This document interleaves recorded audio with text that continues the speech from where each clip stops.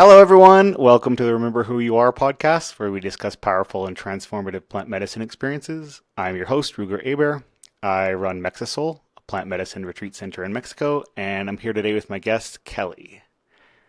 Kelly Fitzpatrick is a U.S. Navy veteran, former intelligence analyst, therapist in training, and founder of the Mansara Institute. After serving in the military and navigating her own healing journey, she became deeply interested in the intersection of neuroscience, psychology, spirituality, and altered states of consciousness. Her work focuses on creating ethical, trauma-informed education that helps people prepare for transformative experiences with greater intention, safety, and self-awareness. She believes healing is a lifelong practice of remembering who you are beneath our conditioning and our pain. Welcome to the podcast, Kelly. Hey, yeah, I think that pretty much sums me up. Like we can cut it here. It's about shortest podcast. I'm just kidding. I just like to open with a joke. Absolutely.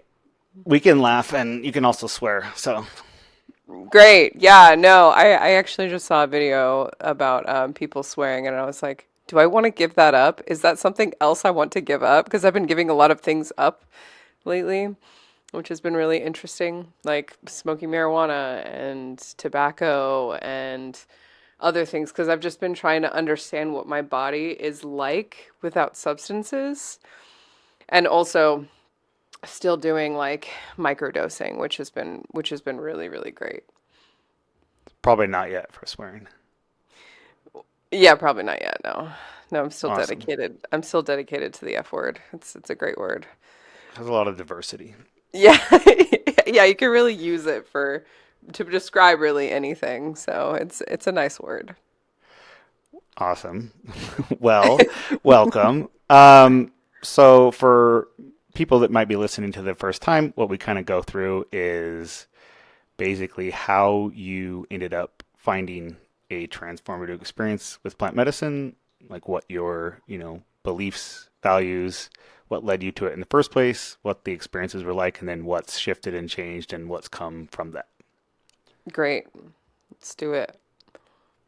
So you were in the military. Yes, yes. From 2012 to 2017, I was a U.S. Navy air crewman. So I flew on a plane called the P-8 Alpha Poseidon, um, which was such an interesting experience in and of itself. We used to track submarines in different types of water, whether that be shallow water in Europe or deep water near off the coast of Russia and China. So a lot of our missions, yeah, they were just interesting because we were always in different parts of the world, just experiencing different cultures. And my experience in the military was not that great. Um, I was sexually assaulted a couple of times, and the men that surrounded me, it just always felt like it's just like a cesspool of people just like sleeping with each other, and like there was no stability. But my brain was like, this is somehow where I need to be, where I need to understand things. And I didn't really have a sense of self for a really long time until after I got out of the military. I got divorced, and I moved up to Virginia, where I experienced. Somebody said Epstein didn't kill himself, and I was like, I don't know what that means.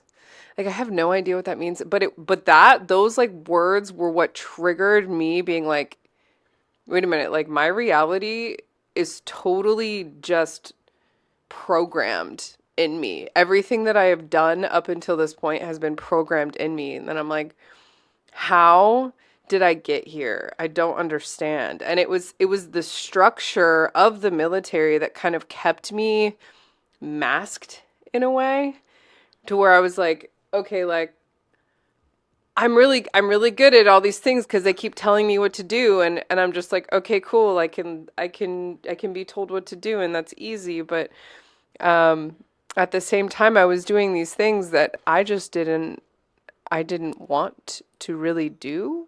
So were You you know, like my insulated? soul didn't want to. Were you insulated from that information in the first place? Like when someone said that? Just Yeah, being in I the had military no or idea. I literally had no idea that any of that existed outside of the military until my friend who I was with when I worked at the CIA said that to me, and then I started seeing it all over social media, and I was like, Epstein? Who is Epstein? Like that was just like such a weird awakening moment for me. Like, who is Epstein? And then yeah, like it started to just like unfold who I was. Completely changed the dynamic of how I interacted with the world. It was wild.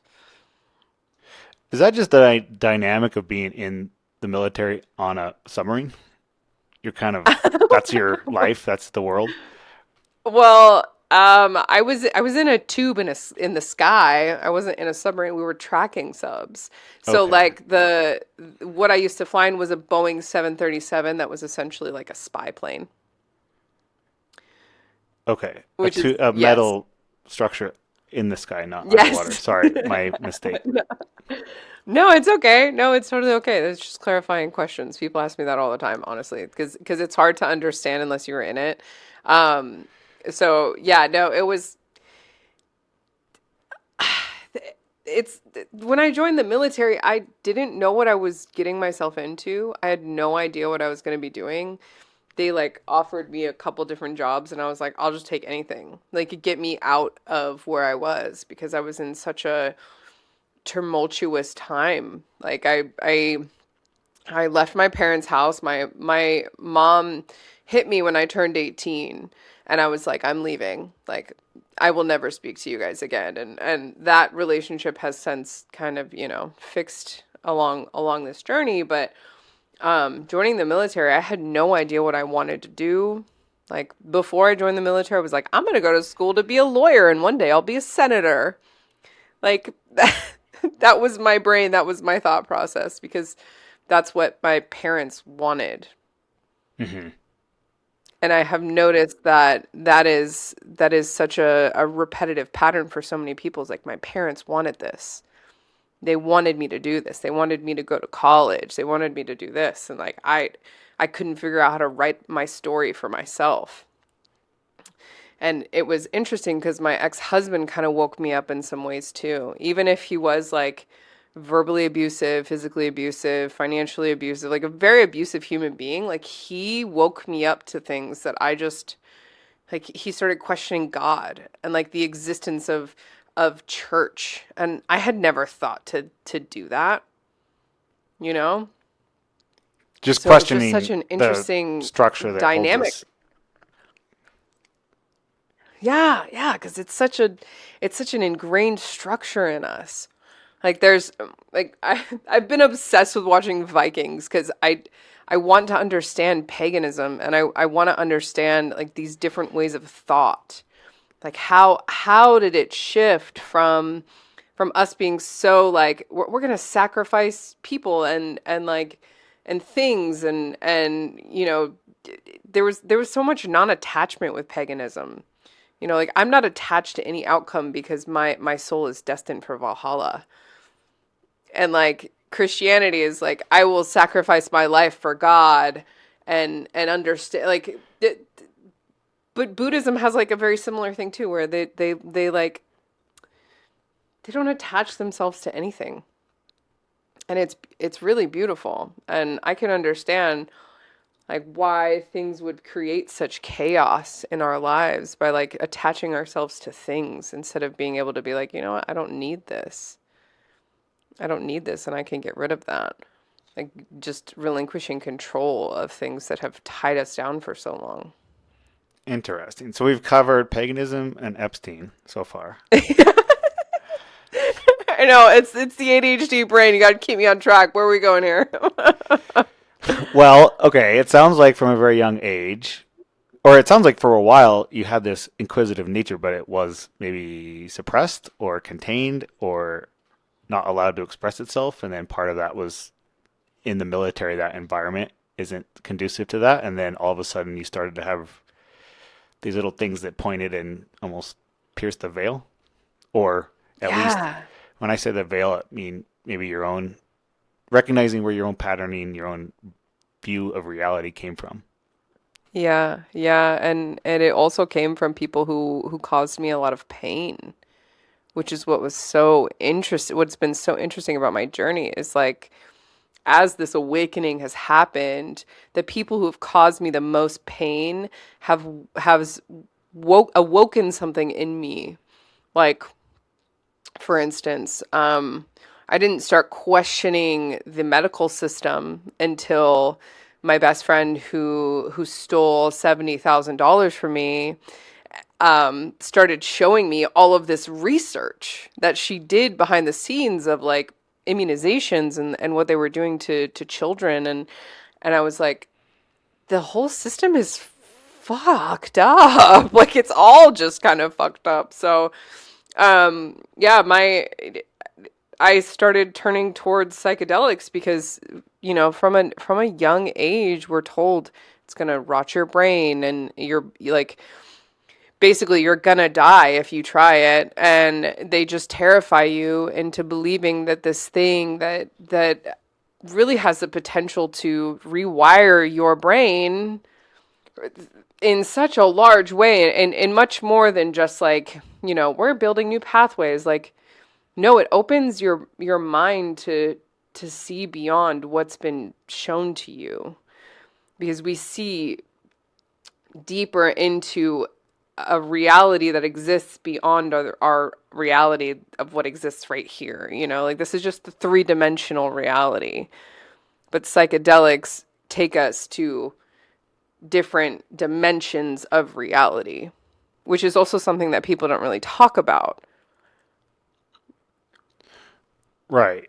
Well, or they're not aware of. I mean, there's just Yeah. very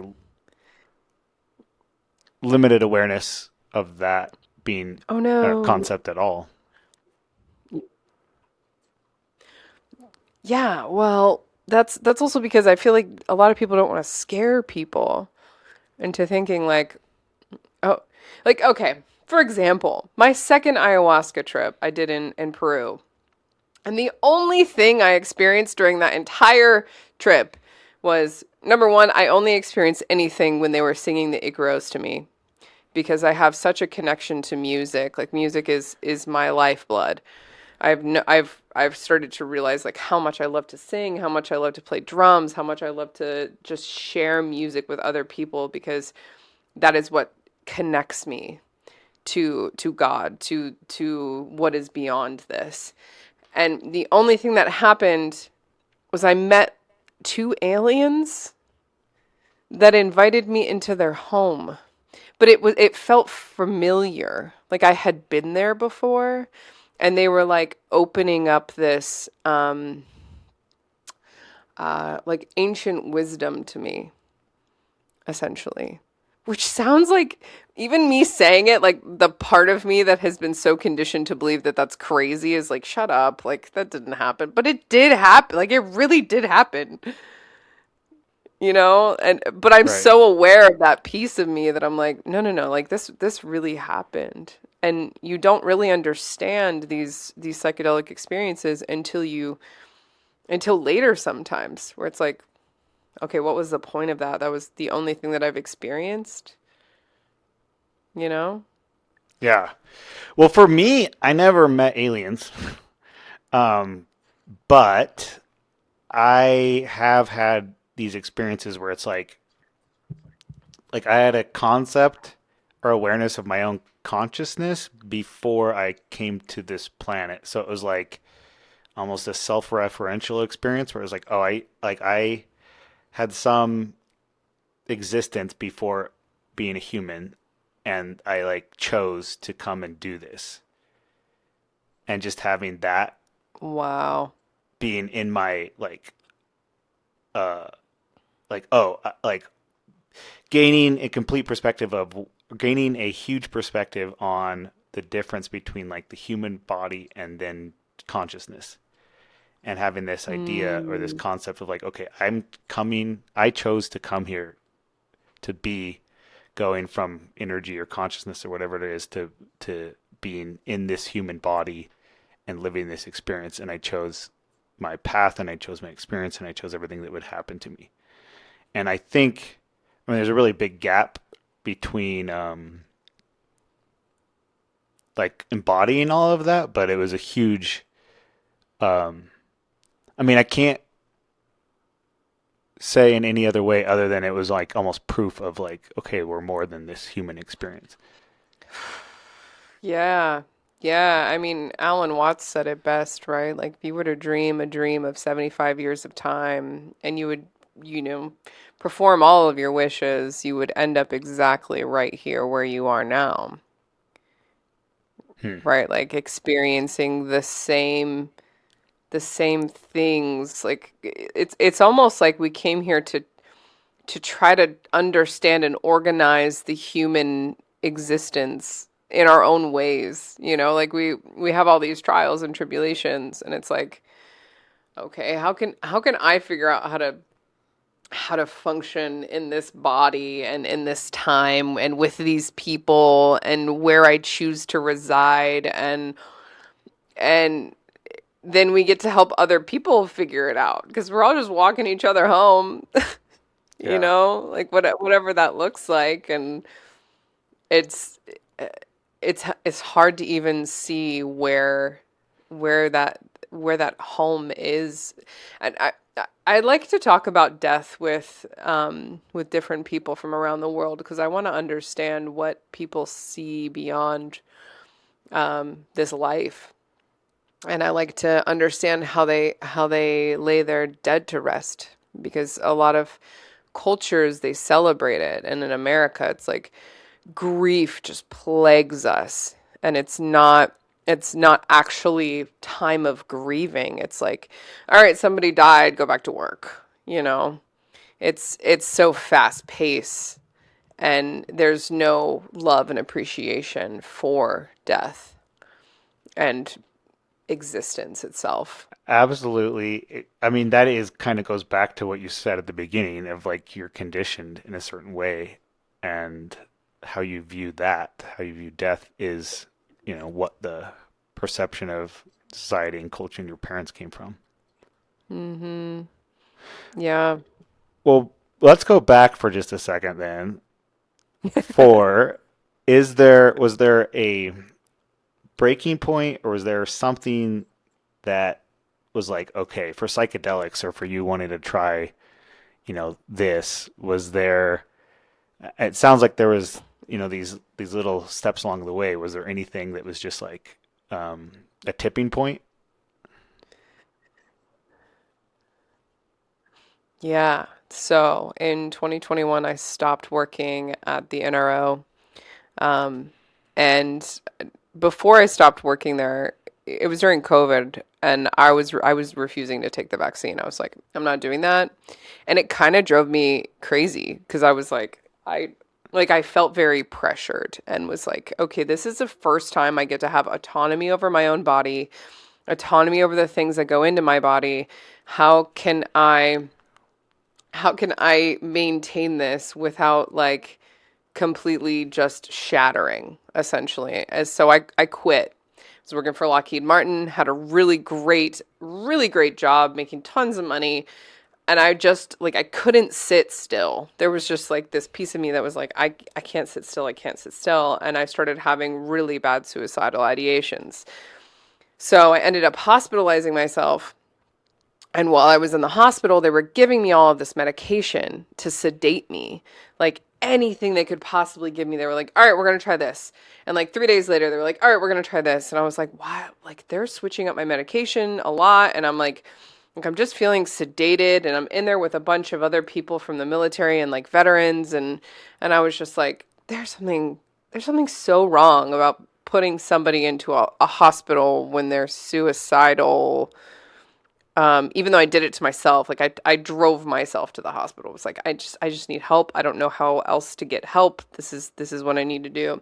So I ended up changing my major to psychology and getting a bachelor's degree in psychology, and then went and got my master's. Well, I'm working on my master's right now in mindfulness-based transpersonal clinical counseling at a Buddhist university. Um, but I'm kind of one of those people that if people aren't going to help me properly, I'm going to figure it out on my own.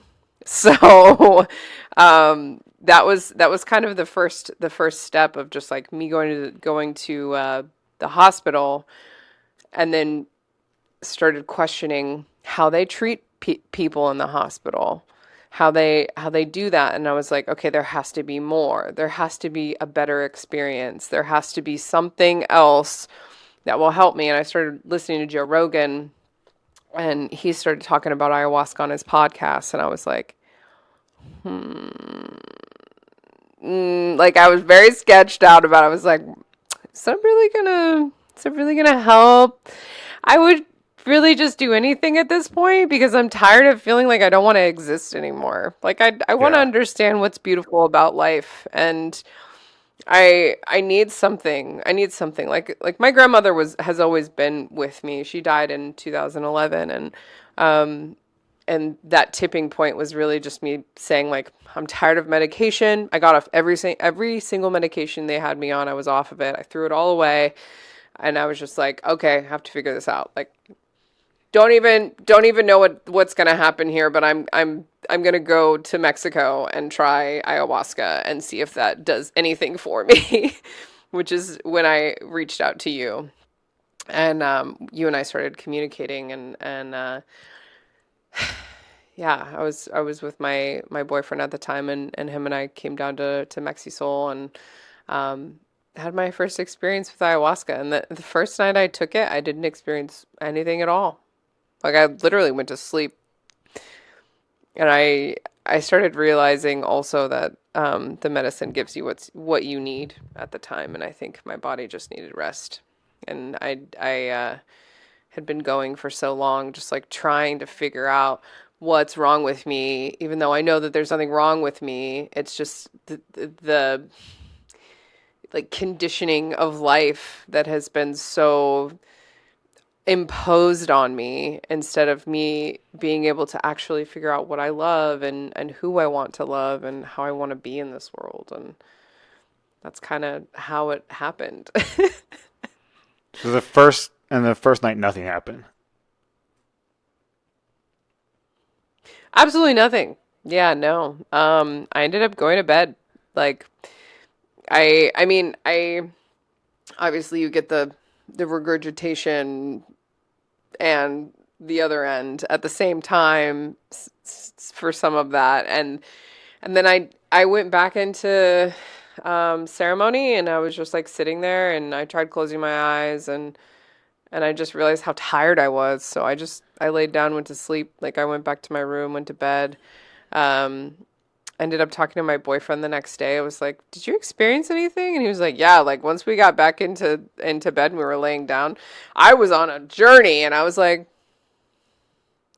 "Yeah, I experienced absolutely nothing." Like Hmm. zero, zero at all, nothing, zero, nothing. And then the next day, I think y'all did the pill form of ayahuasca with us. That's what it's called, right? Like it's still called ayahuasca. Well, we had a name for it, but it's DM. It's basically the same two components. It's DMT and an MAO inhibitor. Yeah, so that one worked wonders for me. I don't know what happened, but I walked up to what was his name? The shaman guy. Umberto. Humberto. Yes, Roberto. Humberto. Umberto. Humberto. Okay. Right. So I walked up to him, and I was like, "Hey, can you play this song for me? I really want to sing it, but I have to go to the bathroom first." And he said, "I was actually about to play that song, and I'm going to play it right now." And like he didn't want me to go to the bathroom. And I was like, "Okay." So I like went back, and I like sat down, and I laid down on the floor, and I started like drumming to the music. And I started singing that song. It's the song "I Am Light." And I don't know what happened, but I just like went into the deepest meditation I've ever been in my life. Like so deep. Like it must have been like 3, 4, 5 hours where I just did not move. And that whole time I was talking to my grandmother. I was talking to God. I was talking to my future children. Like it was I indescribable, absolutely indescribable the experience that I had. My grandmother kept saying, "You're a leader. You need to step up." Like these like really beautiful things that she was saying to me, like, "I'm so proud of you." Like everything that I've ever wanted to hear from someone is just being told to me by my grandmother, who was literally always beside me. And it was so beautiful. It was so wonderful to sit and listen to God and like have that connection. And then I also, yeah, my brain was going like 3 weeks ahead of that. I'm trying to bring it back. Okay. So, yeah, no, the next day I woke up and I was like so happy. I was just so happy. Like these are the words that I've always wanted to hear, and me being able to talk to my daughter and my son, and like even though they don't exist yet, it's like cool. Like I know that these two human beings, even if they never um, come into this reality, are with me. These two spirits are always with me, and my grandmother's always with me. And as I continued to practice meditation, even the next week when I got home, I did a whole week long meditation retreat with Joe Dispenza. And he specifically says not to do anything before his retreats. But I did not read the fine print in that, so I ended up meditating for like over 60 hours in like a week time frame, and it was nothing compared to the DMT experience that I had. Wow. So it just opened you up. Yeah, yeah, yeah. It opened me up to so much, so much, and um, Was this the experience too you had related to you had a trouble with your throat? oh yeah, my esophagus. Yeah, so um, I have my body has experienced something called achalasia. So my esophagus muscle stopped working when I was 22 years old, and ever since, I think I would probably say the second time I did ayahuasca in Peru, my esophagus muscles have started to work again. Um, and also the fact that I have been singing more and I have been putting my voice out there a lot more in different ways in greater settings. Like it was definitely a block in my throat chakra of just being able to like speak my truth, and I've been able to push through anger and like understand great ways to relieve that, and it's all really related to that. So even when I work with clients now as a therapist, like they'll be like, "Oh, it's in my throat. It's in my throat." And I'll be like, "Okay, let's put like a color or a texture to that. Like let's understand what that has to say, because there's so many people who aren't speaking their truth, and they're just like they're totally avoiding because they don't want to hurt somebody, or um they don't want to be wrong, and that really puts a detriment on this reality, because it's like, okay, I'm cool with being wrong. I'm cool with failure.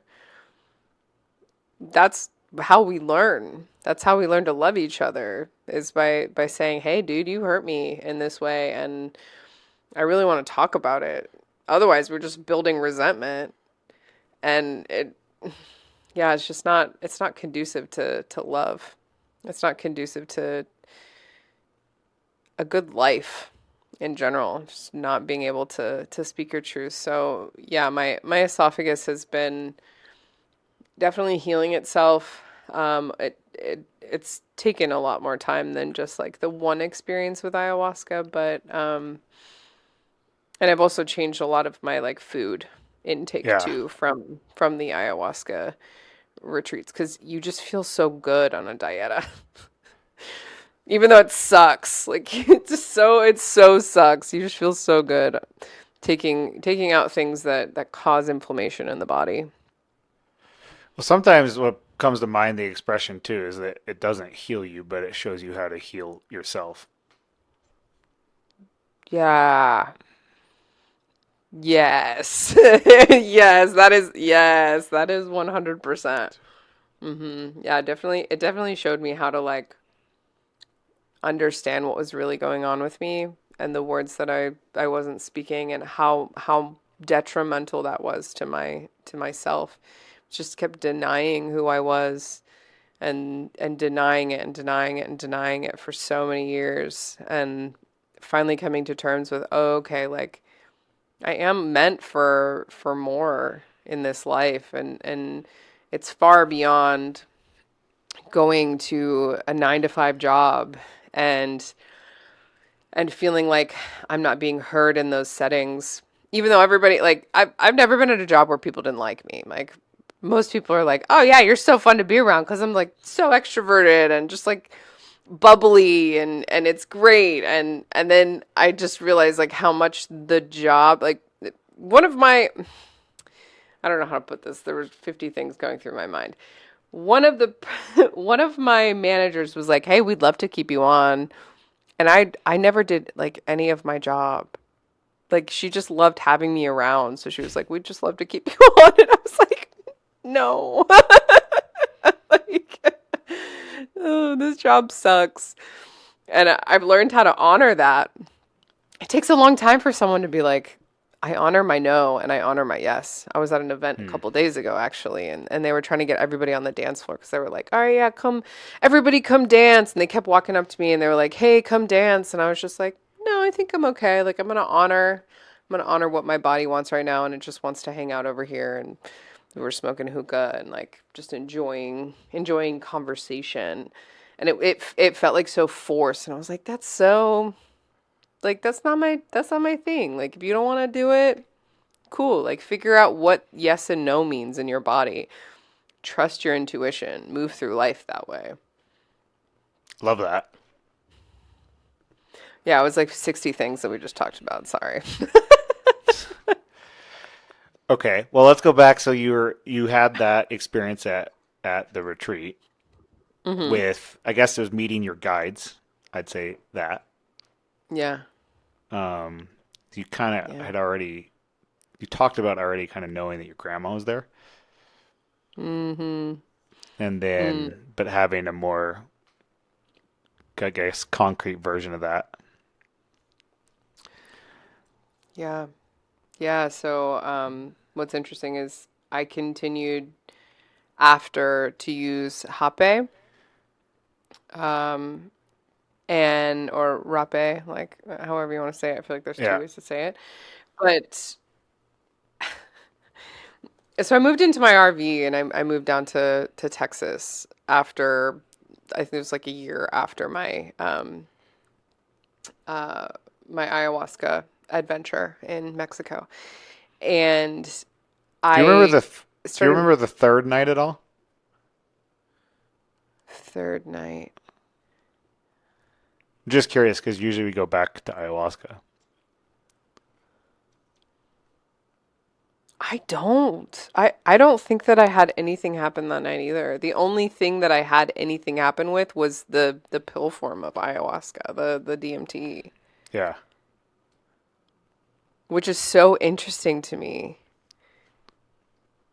Well, sometimes the other experiences kind of like get rid of the resistance or the things behind the scenes, or or give you what you need. In that case, maybe rest. Yeah. Yeah, I think I have a video about me talking about it. But then we also did the 5-MeO as well. And the Yeah. only thing that I experienced from that was a deep meditation. Like I didn't see anything. Okay. You're preparing for the Joe Dispenza retreat. Yeah. Like I didn't experience anything. I just laid there and like total relaxation and peace. Like there was nothing else, which was kind of interesting to me. Yeah. Because most people, when they do 5-MeO DMT, are like, "Wow, that was the most insane thing I've ever seen." And for me, it's just like it was relaxing. I don't know. Hmm. I don't know. Yeah. So we were talking about this, like the spirit guides. So something that I have found really, really wonderful about using that form of medicine is that I can get into a really deep meditation very quickly. And I've had this like vision that has kind of like built on itself over the course of like a year. So at first it was like, me sitting in a group of people around a fire. It was a group of veterans. And then from there it was like me singing to each of them, and then the next day it was like my grandmother was there, and then my grandfather started, like he appeared, like he had been gone he had been gone since like 2012, like just reappeared a couple of years ago in my awareness, like his spirit is here. Hmm. And he was on the right side of me, and my grandmother's always on my left side. And then my great grandfather appeared in the corner, and he was like a black shadow. And I was like, this is this is interesting. Like my grandmother was like, you need to go talk to him.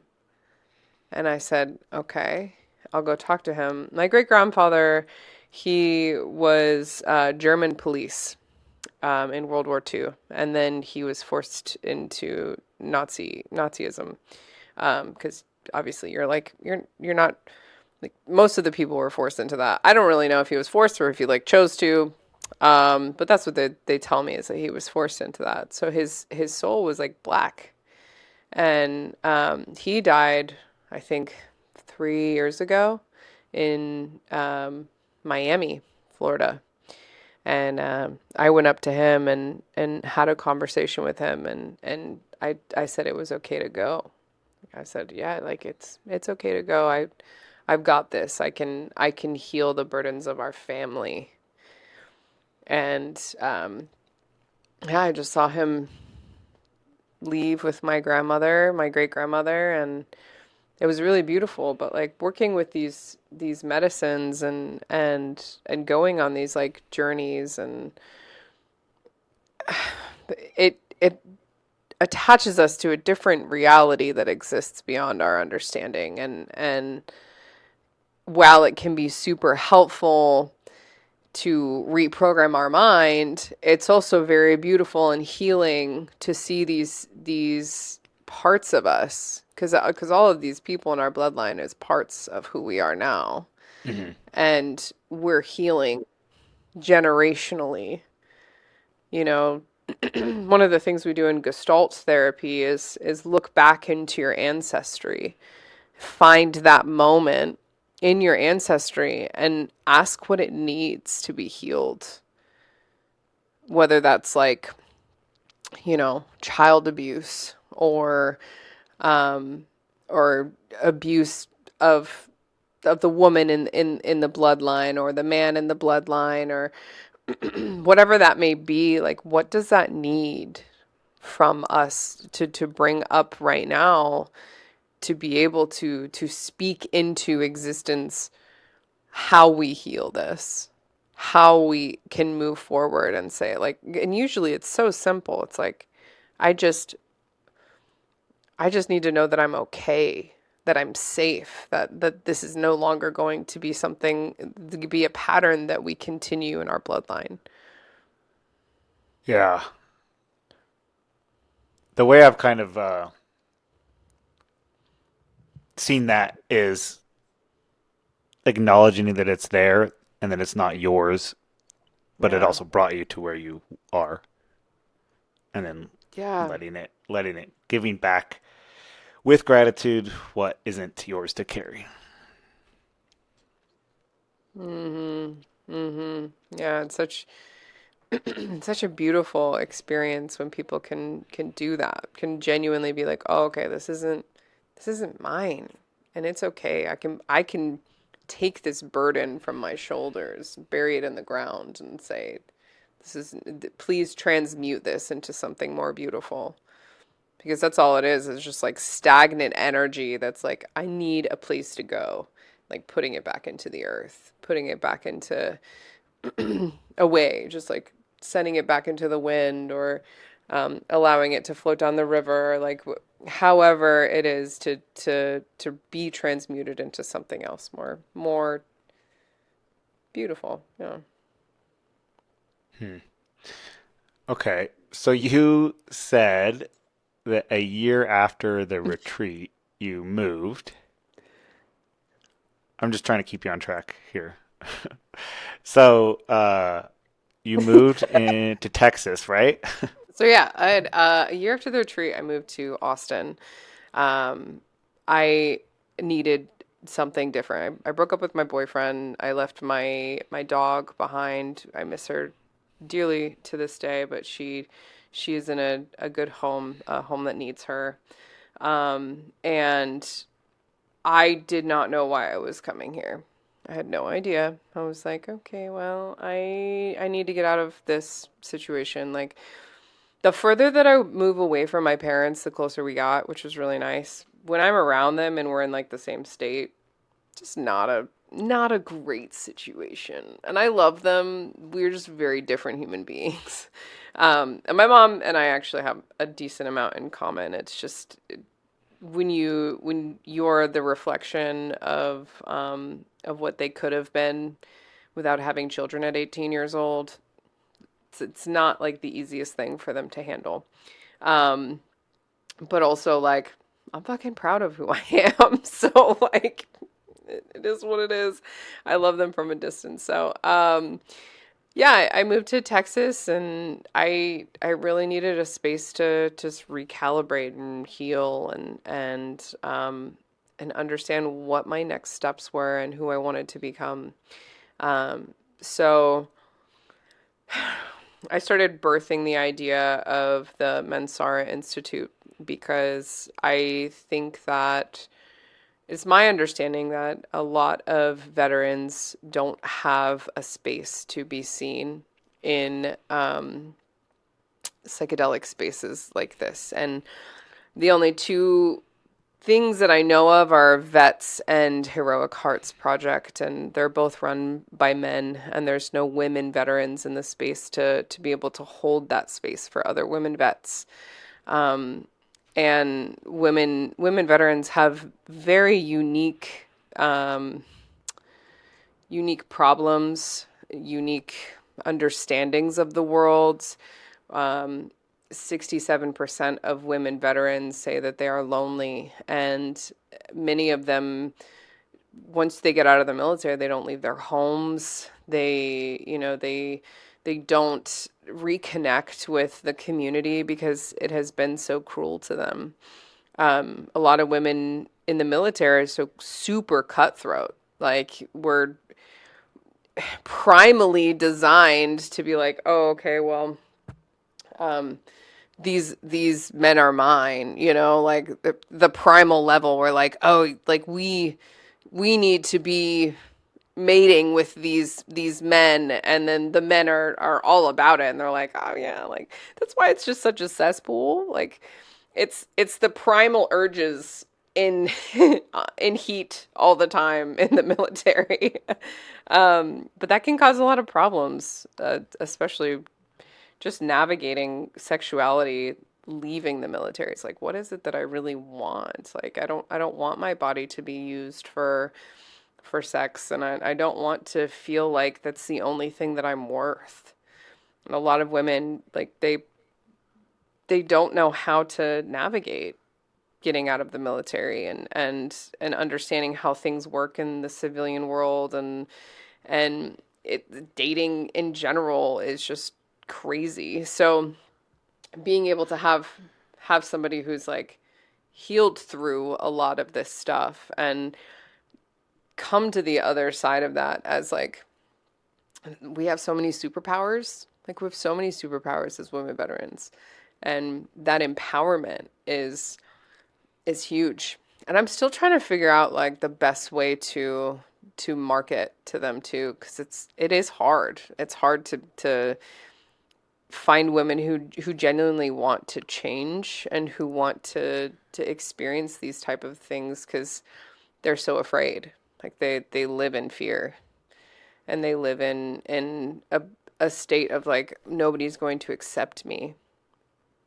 So does that dynamic happen in the military just because they're trying to kind of be on the same level or compete with men?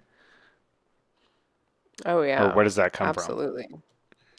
Yeah, I think it has a lot to do with competition around men. It's like it, but at the same time, like you cannot be a high achieving woman in the military. Like you will be hated by everyone around you.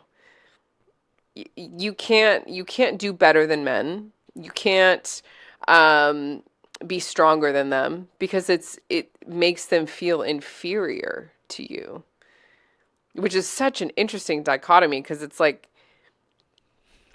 we are all after the same goal, like one team, one fight. You say that all the time, but like if I'm overachieving, you want nothing to do with me. So you have to it's like a balance, right? So if you're high achieving, you can't you can't compete with other people and you're kind of alone in that. Like I've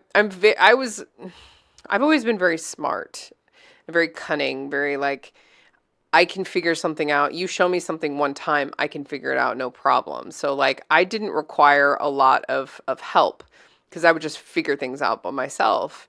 And they didn't like that. Like they wanted me to be dumb. Like they had an opinion of me that like women should kind of just like struggle, and I just didn't struggle. So um I was not very liked because of that, and I think that that happens to a lot of women in the military. And not only does it happen with the men, but it happens with the women too. Like you're a threat. Like you're essentially a threat to everyone, which puts you in fight or flight all the time. Like, am I gonna get beat up by people? Like I was threatened so many times in the military by other women. It's like that that's just not that I'm not trying to fight you. I'm smart and I don't want to hide that either. So I tried to hide it, but it was difficult cuz so many of the men just wanted to like skate by and do the bare minimum, and I'm not a bare minimum type of person. Like when I do something, I do it all out. So, it was interesting for me. A lot of women in like admin roles or um like nurses and stuff, they didn't really experience the same thing. But at the elite level of being an air crewman, like where everybody's an alpha, everybody's like competing and it's way more competitive, especially because the government puts like $1 million into training for us. Like, yeah, it's weird. Kind of hard to explain too. I feel like I kind of explained it a little bit, but just such a weird dynamic. Hmm. I imagine.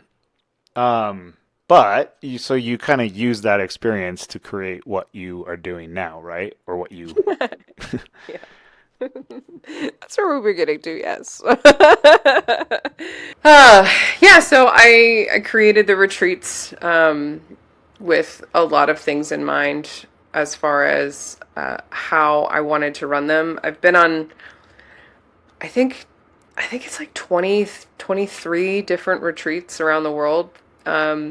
Two of them I was co-facilitating, and the rest of them just like exploratory, like different types of retreats, like a writer's retreat and a content creator retreat for social media, and like just so many different types of retreats. And I've taken all of the best things from those retreats, including breath work, sound healing, mindfulness, different journaling techniques that I have used, gratitude practice, that type of stuff. And I put it into 7-day retreats where we travel together as women veterans and just immerse ourselves in a community that really understands what it's like to be a veteran, what it was like to be in the military, what it was like to get out of the military, which is a whole journey in and of itself, that transitional phase. And yeah, I feel like I've created something really beautiful for them. And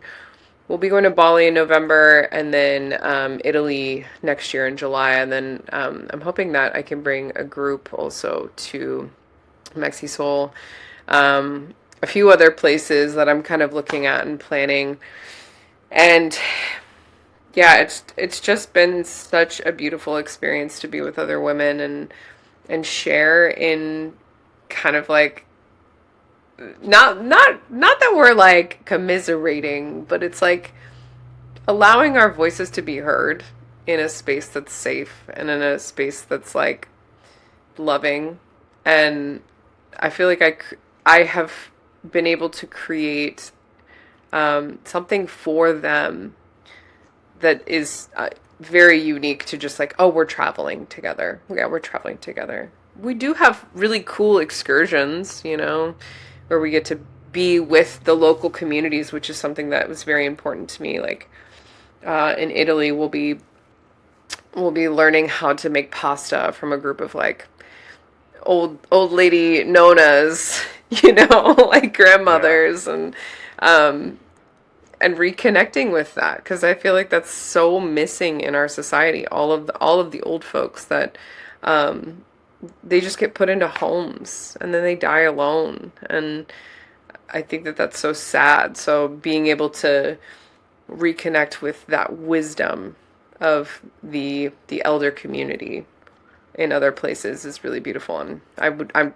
really looking to restart that here too. Like genuinely having people go into old folks' homes and talking to them, because that's what they want. That's what we need to do. There's so much wisdom there, and they haven't been able to pass that down. So whether that comes to us through vibrational frequencies or whatever down the road, it's important. It's really important that we talk to them. So is that through the Mansara Institute that you created, or is that what Mansara is? Can you explain a little bit more about that?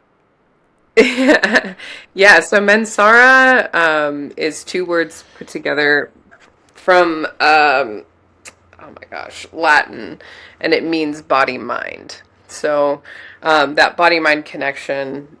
I work with another woman veteran um, through her travel agency. So she plans the retreats and then I facilitate them. So it's Mansara Institute in conjunction with her business, um, which is Women Veterans Passports and Purpose. I think it's like a Facebook group, but I run retreats for her community, and then eventually I will have my own overarching community, because I have a ton of social media followers, but a lot of them were around for different portions of my life, and that has been an interesting transition, because I used to be a power lifter, and my social media then was like very much, it's just a different audience. So it's hard to switch once you've created a niche for yourself. Hmm. Well, I really hope you guys can come to Mexisoul. Yeah, yeah, absolutely. I had such a good time. And I really miss it, honestly. It was such a beautiful experience coming there and meeting you and being with all of the wonderful facilitators out there. I would love, love, love to bring a group of women vets and a co-ed group down there too, because it's the men need it too. And I think that it would help heal a piece of the masculine, where I just feel like we don't have to compete with each other anymore. Once you're out of the military, you're like, I don't care. We shouldn't care. I'm not competing with anybody anymore. I want to help.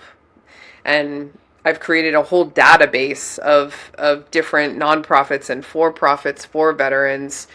I think I have over 300 different nonprofits and for-profit businesses that help veterans do different things, whether it's like scuba diving or surfing or ayahuasca retreats or any of those. So like even if it's not an option to travel with me because I charge a premium, it's there's other options for you too. Like it should never be a barrier. Money should never be a barrier.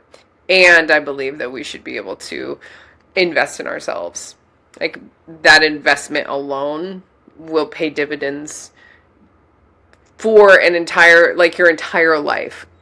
Cool. You spend, $2,000 to $6,000 on a retreat, but the lifelong like journey, you're gonna look back on those memories and be like, wow, like that was the best money I ever spent on myself because I was able to change so much and learn so much about myself and genuinely have people around me who loved me and cared for me. And I've continued those relationships. Well, amazing. So the last time we talked, you shared a quote with me, and I'd love to hear that. Yeah, yeah, absolutely. This quote is from Thich Nhat Hanh. It says, "Veterans are the light at the tip of the flame, illuminating the way for the whole nation. If veterans can achieve awareness, transformation, understanding, and peace, they can share with the rest of society the realities of war, and they can teach us how to make peace with ourselves and each other. So we never have to use violence to resolve conflict ever again." And I think that's really poignant in that, like, veterans are the starting point to be able to teach other people about the atrocities that we have seen and the things that exist beyond what the government is willing to share with us.